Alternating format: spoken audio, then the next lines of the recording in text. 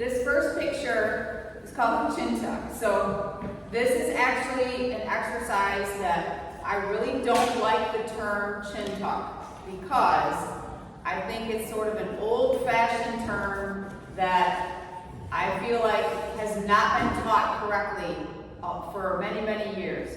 So typically, somebody might have learned a chin tuck in therapy at some point, and they're sort of taught to like push your chin back, right?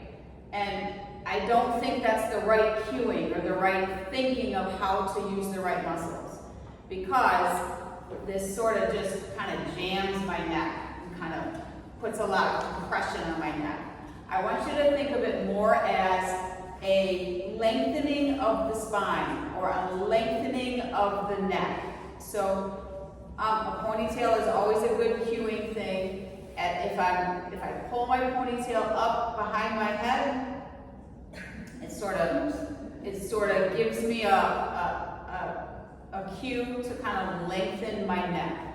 So instead of thinking, so the idea is, so if you see, if I'm just here, if I'm kind of down here like this, and I think, pull my chin back, if you do it like that, try it. Be slouched a little bit and pull your chin back. It's sort of uncomfortable on your neck. But if I think, okay, lengthen my neck, then my chin kind of naturally goes down and back. Okay? So the chin does go down, it does get tucked, but it's not leading the action. My lengthening my neck is leading the action. So that's all this is. It's thinking about lengthening the neck and making sure your chin is down and eyes are level. That's all this exercise is. Okay? The second one, so if you, once you sort of lengthen your neck and there's still room for your chin to go back, you can pull your chin back a little bit. Then it doesn't feel like a crunch on my neck. It's just sort of stretching the muscles in the back of my upper cervical muscles, they're called. So pulling the chin back is okay, as long as I've lengthened the neck first. Lengthen, and then if I put my finger here, I can pull back a tiny bit.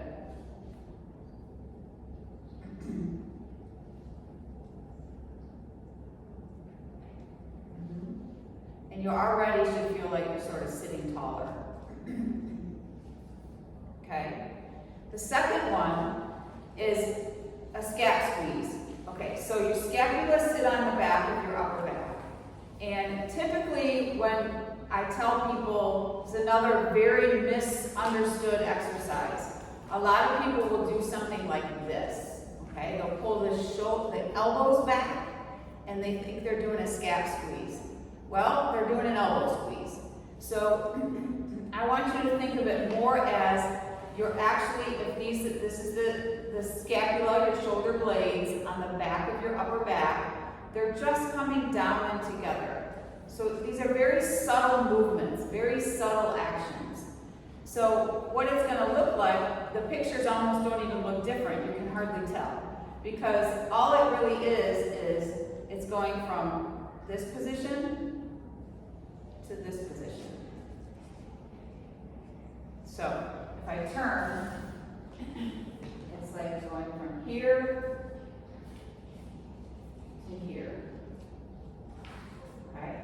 So try that a few times. So your hands can be on your thighs, and all you're doing is trying to bring your shoulder blades together closer to your spine.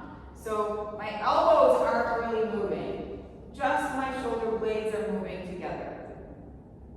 And then relax them, then squeeze them again together, and relax, and squeeze, and relax, and squeeze. All right, keep going. I want to see.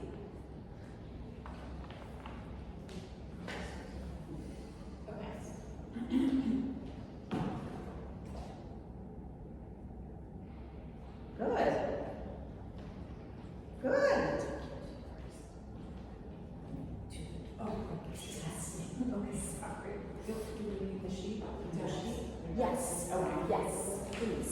it, that'd be great. There you go. Perfect. Test sheet. You need a test sheet from last week. Okay.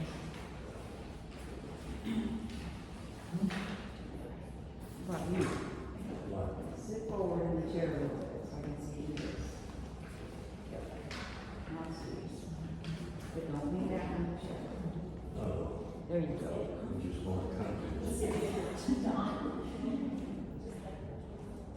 It almost seems like you're pulling the under neck out straight too. I mean, you know. Yeah, so when you do that, you're actually lengthening the muscles in the back of the neck, because you usually, you know, when we sort of get lazy and we're like relaxing, we end up here a little bit, and that shortens these muscles and the joints. There's joints under those muscles too, your spinal joints. So once we lengthen them out, it can definitely feel like you're stretching those muscles and stretching, there's joints in there that you can be stretching too. And that's good, because when we go like this, it actually compresses those joints and causes a lot of compression in the joints there. So that's another reason why to think about lengthening. It makes the space in your neck much more available for nerves and blood vessels and all of that. Okay, so the next one. Okay, hamstring stretches. So the way the hamstrings affects the posture, so typically if someone has tighter hamstrings, it tends to pull your body down this way, right? So if I kind of have this forward shoulder thing and tight hamstrings, then I end up looking like this kind of posture, right? So what we just did was lengthen the neck, you squeeze the shoulder blades, and I'm already correcting some of that. So you see how when I said originally, perfect alignment would be ear, shoulder, hip, knee, ankle. So if I'm here, you can see how that's not connected, right? But then if I think long neck, chin tuck, shoulder blade squeeze, then I've already corrected some of it. Okay? So now hamstring tightness tends to pull us this way. And when we're walking, if we have a lot of hamstring tightness when we're walking, it tends to pull you this way too, because when we take a stride, you need length in your hamstring. And if we don't have it, it'll pull your pelvis under like this, and then you end up like that. So, just to lengthen the hamstring, if you could just be sitting and you stick one leg out in front of you. The trickiest part, or the part that people get wrong on this one, is usually they might be trying to stretch the hamstrings like this, which is not really stretching the hamstrings. I mean, it's okay, it's not going to hurt you, it's okay to move that way, but in order to really stretch the hamstrings, which go from your sit bone, which you're sitting on, and they come down all the way below the knee. So to actually stretch those, you kind of have to feel like you're sticking your butt back behind you. So if I sit here with my knee, there's a little bend in the knee, just because it feels a little bit more gentle that way. If I really stick my butt back, I'm already getting quite a strong hamstring stretch that way. And then if I want to get a stronger hamstring stretch, I can come forward a little bit. Yeah. But what you want to do is kind of aim forward with your belly button, not with your shoulders and your chest, because that's not really stretching the hamstring. If I stick my butt back, so butt goes back, belly button comes forward, then that's about as far as I can go. That's a really isolated hamstring stretch. Feels good. Yeah.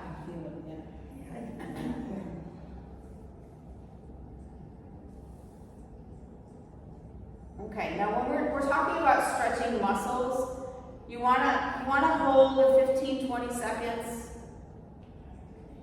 These two are more like movement re-education kind of exercises, so you wanna kind of do some repetition. This one is more of I'm stretching the muscle to try to get it to lengthen a little bit.